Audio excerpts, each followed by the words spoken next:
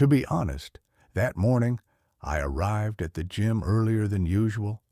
Usually the instructor doesn't need to be the first one there. The cadets arrive, line up, and wait, and the instructor shows up whenever he wants. But that day, everything was different. I was standing in the weapons section of the training hall at the Veksarinsky Military Institute, looking at the rows of training weapons laid out on the tables. Energy pistols, pulse carbines, tactical plasma cutters, even a few old kinetic rifles for demonstration. Today was the first day of weapons familiarization, and I wanted to see how a person handled tools designed specifically to kill. I hoped Hale would turn out to be a mediocre shooter. To be honest, I needed that. For 2 days, he'd been dismantling my ideas about combat training piece by piece. If he handled weapons just as well, I'd have to rework half the academy's curriculum. At 5:57 a.m., the door opened. Of course, it was him. Cadet Adrian Hale walked into the hall as if he'd just come in for a morning stroll. A calm stride, even breathing. That same training suit, a bit tight across the shoulders. He nodded at me. "Good morning, instructor." "Good morning, Cadet Hale." He glanced at the tables with the weapons. I watched his reaction closely. Most cadets at this moment show something obvious: excitement, awe, nervousness. Hale just looked, assessing. His eyes drifted from one table to another. He lingered on the kinetic rifles a little longer than on the energy carbines. I noticed that. "Have you used weapons like these before?" I asked. "Some, instructor." "Which ones exactly?" "Kinetic ones." I tilted my head slightly. "You don't use energy weapons?" "They aren't widespread on Earth yet," Hale said. "We still mainly use ballistic weapons." I silently processed this information. Ballistic. So, a species that has already achieved interstellar contact still actively uses technology that literally propels metal objects at tremendous speeds. And that suits them just fine. That says a lot. By 6 o'clock, other cadets began to arrive. As before, they came in small groups. And as before, most of them subconsciously kept their distance from the man. I noticed something else. Selkor, that same Kellen with 4 arms, entered the hall, saw Hale, and immediately stood 2 meters away from him, without even thinking. Smart creature. "Form up," I commanded. 23 cadets instantly fell into line. Hale, as before, took his position a few tenths of a second later than the others. But when he took his position, it was always flawless. "Today," I began, walking in front of the formation, "we begin our introduction to the Galactic Council's standard weapons." Several cadets visibly tensed. That's normal. Close combat is the art of control. Weapons are the art of consequences. "You will learn 3 main categories," I continued: personal energy weapons, tactical support, and long-range strike systems. I paused. "But before we begin, I want to see something." I turned back to the table and picked up an old kinetic rifle. Metal. Heavy. Primitive by modern standards. I tossed it to Hale. He caught it mid-air. No fuss. No sudden movements. He just caught it, and immediately switched the safety to the off position. I raised an eyebrow. "Do you know this model?" "No, instructor." "Then how do you know where the safety is?" He shrugged. "It's in the logical place." A few cadets exhaled quietly. I crossed my arms. "Show me how you handle it." Hale looked at the rifle for a second, then his fingers began to move, checking the chamber, balance, sight alignment, weight. It took him less than 5 seconds to grasp the entire mechanism. I saw that. "You've used similar systems before," I said. "Yes, instructor." "In the service?" "Yes." "In combat?" He fell silent for a second. "Yes." It was said with absolute calm. No drama, no pride, just a fact. I pointed to the training range at the end of the hall. "Target number 3, 100 meters, 3 shots." Hale nodded. He walked up to the firing line. I noticed how all the other cadets leaned forward slightly. They wanted to see it too. Hale raised his rifle, and then something interesting happened. He didn't rush.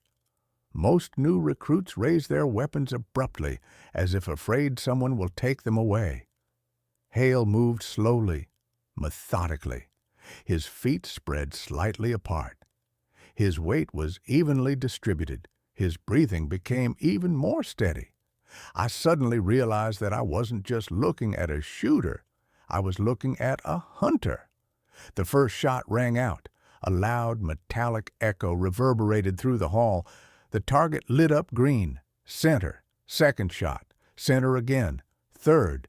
Same spot. So close to the previous ones that the system marked them as a single hit. The hall fell silent. I exhaled slowly. Of course. Of course. "Is that the standard level for your kind?" I asked. Hale paused for a moment. "For a trained soldier, yes." I rubbed my nose. 22 cadets were staring at him as if a living predator stood before them, and, to be honest, I was starting to think they weren't far from the truth. I took the rifle from him. "All right," I said. "Now let's see how you handle something more modern." I placed the Rada Pulse carbine in front of him, the latest model, a weapon that even experienced soldiers need time to get used to. 3 shots, I said. Same target. Hale looked at the carbine, and for the first time ever, I saw something new on his face. Curiosity. Genuine. "May I ask a question, instructor?" "Permitted." He raised the carbine, turned it over in his hands, and said, "What happens if a person uses this at full power?" At that moment, I felt a very strange premonition, and suddenly I realized one thing. Perhaps the problem isn't whether a person is capable of using a weapon. Perhaps the real question is something else entirely. Is the Galactic Council ready to see what happens when people start using it better than anyone else? I looked at Hale for a few seconds before answering his question. What happens if a person uses this to its full potential? He held the pulse carbine as if it were an ordinary object, like a tool, like a hammer or a shovel. But this thing wasn't a hammer. The Council's pulse carbine was designed to penetrate light armor at a distance of 200 meters. Its recoil was compensated by gravity stabilizers. Its energy pulse was powerful enough to knock most creatures back several steps. Full power, I said slowly, is used only in combat situations. Hale nodded. Understood. He said nothing else. No objections, no comments. He simply accepted the answer and turned his attention back to the weapon. And that, to be honest, was a little more unsettling than if he'd started arguing. "Standard training mode," I said, activating the restrictions on the carbine. I set the target at 100 meters. 3 shots. Hale took his position, and then I saw something that made me tense up inside. His stance had changed. Not drastically, not dramatically, but it had become different. In close combat, his center of gravity was lower, more agile, ready to move. With the weapon, he became more stationary, more stable, as if he had transformed from a fighter into a platform. I felt a picture slowly beginning to form in my mind. First shot. The pulse carbine clicked softly, firing a concentrated burst of energy. The target flashed green. 96% accuracy. Very good for a first try. Second shot. 99. Third. 100. Center. And not just the center. The system showed that all 3 shots were within a 3-centimeter radius. I was silent. The class was silent too. Then Hale tilted his head and looked at the carbine. "A very stable system," he said. "The recoil compensation works effectively." I slowly walked up to him. "Is this your first time using an energy weapon?" "Yes, instructor." "And it took you 3 shots to fully master it?" He paused for a second. "I wouldn't say I've fully mastered it." I raised an eyebrow. "No? It takes more time to understand how the system behaves under stress." Under stress. He said it as if he planned to test it on the battlefield. I took the carbine and returned to the classroom. "All right," I said. "The rest of you cadets, to your desks. Grab the standard training pistols." They moved forward, but I could see that most of them were still watching the man out of the corner of their eyes, even Selkor, especially Selkor. After a few minutes of basic instructions, the drills began. Fire. Adjustment. Fire. I walked among the cadets, correcting their mistakes. "Kyle, you're pulling the trigger too sharply." "Eris, keep your elbow lower." "Rin, your exoskeleton is restricting your shoulder angle. Compensate with your torso." A typical day for an instructor, but my attention kept returning to Hale. I deliberately put him last in line. I wanted to see something. "Cadet Hale," I said, "your turn." He picked up the standard pistol, looked at it. Those same 5 seconds again, checking the weight, the balance, the mechanism. I was starting to get used to this. 10 shots, I said. "Yes, instructor." He raised the pistol. The first 3 shots were good. 90, 92, 94. But then something interesting happened. The 4th shot, 97. The 5th, 99. The 6th, 100. I felt something click in my head. 7th, 100. 8th, 100. 9th, 100. 10th, 100. He wasn't just shooting. He was learning. Right now. During the exercise, when he lowered the pistol, I said, "Cadet Hale." "Yes, instructor."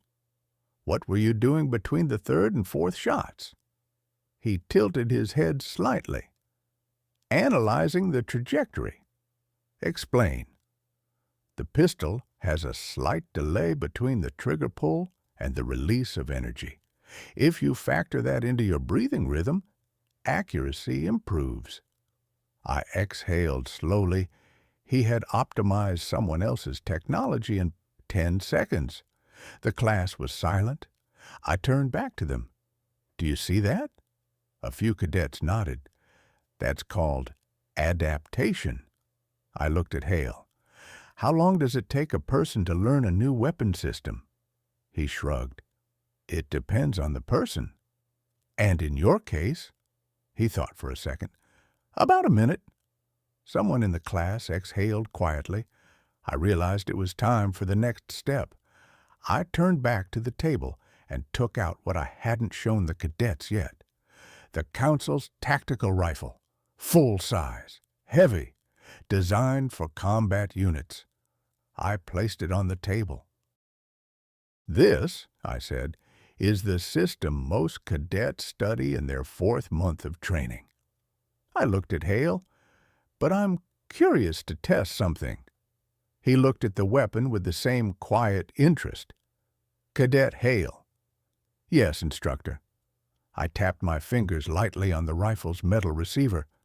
"Show the class how a person learns." He took a step forward, and I suddenly had a very strange thought. Maybe we'd just made a mistake. Maybe we'd given the predator a new tool. There's a moment every instructor senses instinctively. The moment when training ceases to be just training. When you suddenly start thinking not about grades, not about the curriculum, not about discipline, but about safety. That's exactly what I felt when Hale took a step toward the Rada tactical rifle. It lay on the table, heavy and silent, matte black, with energy channels running along its body. This model wasn't intended for cadets. Even most junior officers only gained access to it after field trials. I deliberately didn't activate the interface prompts. I wanted to see a pure reaction. Hale stopped by the table and simply stared at the weapon for a few seconds. He didn't touch it. He was just studying it. "May I?" he asked. "Permission granted." He picked up the rifle, and the difference was immediately apparent. Most cadets tense up when they pick it up for the first time. Their shoulders rise, their grip tightens, their movements become cautious. Hale acted as if he were lifting a familiar weight. He checked the balance. He moved his hand a few centimeters forward. He tilted his head slightly, assessing the sighting module. 5 seconds. Another 5 seconds. "Heavier than a standard ballistic round," he said quietly, "but the center of mass is closer to the body. That helps." I didn't reply. The class fell silent. "Training mode," I said. "Power limited to 20%. He nodded. "Range?" 150 meters. I had deliberately increased the distance. I wanted to make the task harder. Hale stepped up to the firing line, and again, a change. His breathing slowed so much that even the sensor panels on the wall began to show biometric stabilization. His shoulders were relaxed. His hands were motionless. He didn't aim hastily. He waited. First shot. A muffled pulse cut through the air. The target lit up. 93%. Several cadets exhaled in relief. Finally, not perfect. Second shot. 97. I already knew what would happen next. Third. 100. Of course. But he didn't lower the rifle. "Instructor," he said without taking his eyes off the target, "can I have another shot?" I paused for a second. The program allowed it. And yet, something inside me told me to stop it. "2 more shots," I said.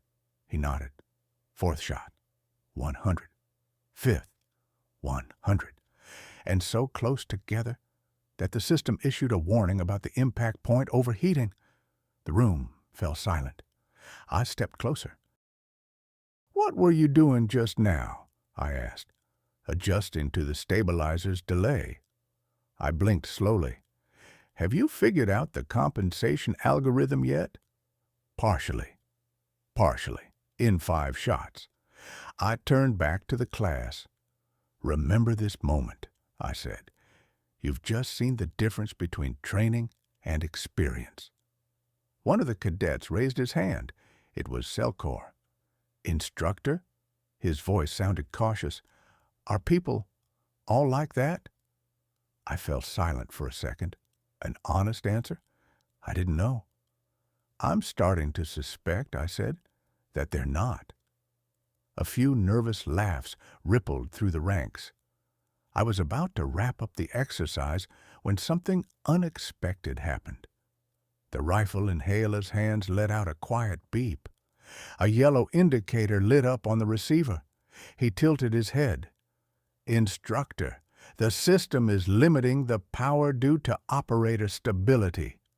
I froze. "Explain." "It's adjusting to the shooter's biometrics. It thinks I can handle a higher power output." The room fell completely silent. I quickly walked over and checked the display. He was right. The system was automatically suggesting increasing the power to 40%. That rarely happened. Very rarely, usually only after months of training. I felt a chill run down my spine. "Don't change the mode," I said sharply. "Yes, instructor." Hale immediately took his finger off the trigger, no questions asked, without curiosity. He simply obeyed the order. And that was what alarmed me the most. He wasn't reckless. He was disciplined, and a disciplined fighter with such abilities, that's a whole different level of danger. I took the rifle. "That's enough for today." The cadets visibly relaxed. I was about to call a break when the central doors of the hall suddenly swung open. Without warning, 3 officers in dark council uniforms entered the room. Not instructors, not institute staff, observers. I recognized the insignia instantly. Strategic Assessment Division. Bad, very bad. The senior officer shifted his gaze from me to the cadets and settled on Hale. Always the same. They always found him first. "Instructor Verax," he said in an even voice, "we've come to take a look at the human cadet." The room grew so quiet I could hear my own heartbeat. I already knew. This day had just ceased to be a routine training session. When the doors to the training hall opened and officers in dark uniforms walked in, I immediately realized the day had become much more complicated. People like that don't just come to watch a training session. They come when they want to check something or someone. The senior officer stopped a few meters from the firing line. His gaze swept over the cadets, the equipment, the targets, and then, as expected, it settled on Hale. He didn't even try to hide his interest. "Is that him?" the officer asked. I nodded. "Yes." Cadet Hale. Hale stood straight and calm, hands behind his back, as if nothing out of the ordinary were happening. No tension, no nerves, no attempt to look better. He was simply waiting. And I suddenly realized that this was exactly what might make the biggest impression on outsiders. The person wasn't trying to prove anything. He was simply doing his job. The senior officer took a few slow steps forward. "We received a report of unusual results during basic training," he said. "I decided to check it out personally." I nodded briefly. "The cadet is showing rapid adaptation to new systems." The officer smiled faintly. "Rapid. That's a very cautious way of putting it, instructor." I didn't reply. He shifted his gaze to the rifle lying on the table. "A tactical model," he said. "Did you allow the cadet to work with it?" "In training mode." For a few seconds he looked at me in silence. Then he shrugged. "Fine." And suddenly he addressed Hale directly. "Cadet." "Yes, sir." "Do you realize that the Strategic Assessment Division is watching you right now?" "Yes, sir." Not a single change in his voice. The officer tilted his head slightly. "And that doesn't make you nervous?" Hale paused for a second. "No, sir." "Why?" He answered with complete calm. "Because I'm here to learn." A few cadets let out a quiet sigh. Even I felt a slight surprise. The officer smiled a little wider. "Good answer." Then he looked at me. "Instructor, allow me to conduct a small test." I already knew it was pointless to argue. "Within safety limits." "Of course." He snapped his fingers. One of the officers behind him placed a new target on the firing line. But this was no standard target. It was a moving platform, and not just one. 3 small drones took to the air and began moving slowly along different trajectories. The class immediately began whispering. Exercises like this were only conducted at the advanced level. The officer looked at Hale. "Have you worked with moving targets before?" "No, sir." "Then today is your first time." He nodded toward the rifle. "Use it." I felt everything inside me tighten slightly. This was no longer a simple demonstration. It was a test. Hale walked over to the table and picked up the rifle. Those same 5 seconds again. He looked at the drones, assessed the distance, speed, trajectory. I saw his eyes move slightly, barely noticeable, but enough to understand. He was calculating. "Go ahead," said the officer. The first drone abruptly changed direction. A shot, a flash, center. The drone shut down immediately and fell to the floor. A muffled gasp went through the classroom. The second drone accelerated. A shot, center again. The third drone tried to veer off to the side along a complex trajectory. I thought he'd miss this time. Hale took his time. He waited. A shot. The drone went dark in midair. 3 shots, 3 targets. I exhaled slowly. The officers were silent. And that silence was the loudest reaction of all. The senior officer finally spoke. Interesting. He looked at Hale as if he were seeing something new, something incomprehensible. "Cadet Hale." "Yes, sir." "How did you do that?" Hale lowered his rifle and answered simply, "I waited a little." The officer tilted his head. "Explain." "When a target moves erratically, it still has a rhythm. If you watch for a moment, you can see the moment when the movement becomes predictable." The room fell silent again. I saw one of the officers quickly jotting something down on his tablet. The senior officer looked at me. "Instructor." "Yes." "How long has the cadet been training in your class?" 3 days. He was silent for a few seconds. Then he said quietly, "That's faster than we expected." And just then, something happened that no one expected. One of the drones on the floor suddenly activated again. Its system malfunctioned. It shot up into the air and began spinning uncontrollably. A red indicator flashed. "Emergency mode! Everyone back!" I shouted. The drone shot forward abruptly, straight toward the cadets. Panic broke out in the classroom. Several cadets didn't have time to react, but Hale was already moving, fast, too fast, and in that second, I realized one thing.